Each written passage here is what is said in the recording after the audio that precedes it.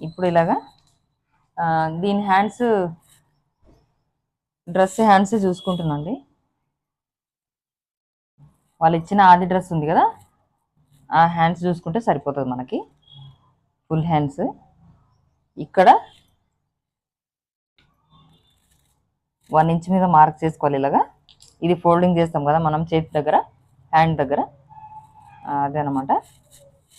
ఇక్కడ ఎగ్జాక్ట్ ఎంత ఉందో అంత ఒక లైన్ గీసుకోవాలి, ఒకటి ఎక్స్ట్రా తీసుకోవాలన్నమాట.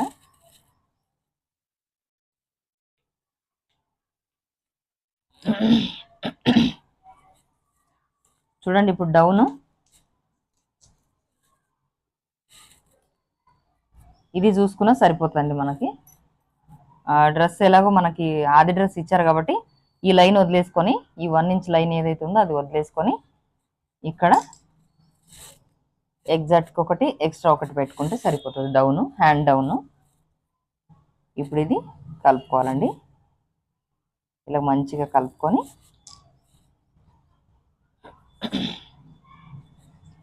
ఒక్క 2-3 బుగ్గలు పెట్టమన్నారండి, దీంట్లో కలిపేస్తున్నాను నేను.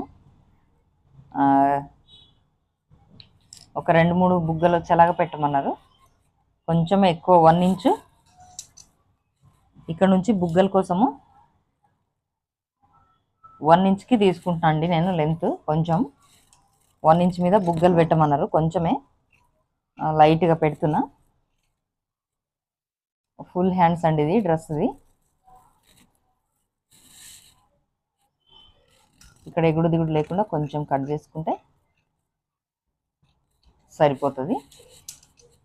హ్యాండ్స్కి కట్ వర్క్ పెట్టమన్నారు, అది నేను స్టిచ్చింగ్ చేసేటప్పుడు చూపిస్తానండి. ఇక్కడ ఒక ఖర్చు పెట్టుకోవాలి, మనకు గుర్తుండిపోతుంది. ఇవి 2-3 ఇలాగా బుట్టలు పెట్టుకొని కుట్టుకోవచ్చు మనము. ఇది చూడండి హ్యాండ్ ఫిట్టింగ్ ఎగ్జాక్ట్ ఇక్కడికి ఉంది మనకి. ఇది ఎగ్జాక్ట్, ఇది ఎక్స్ట్రా అనమాట 2 ఇంచెస్ మనకి. ఇది అవసరం లేదండి, సైడ్కి క్రాస్ ఇలాగా కట్ చేసేసుకోవాలి మనం. మనకు మెయిన్ ఫిట్టింగ్ ఇక్కడ కదా, ఇక్కడ ఒక ఖర్చు పెట్టేసుకోవాలి.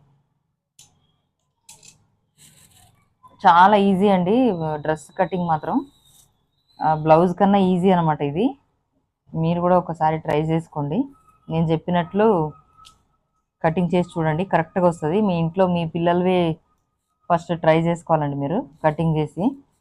తర్వాత మనం మంది కూడా కుట్టొచ్చు, నేర్చుకొని నలుగురికి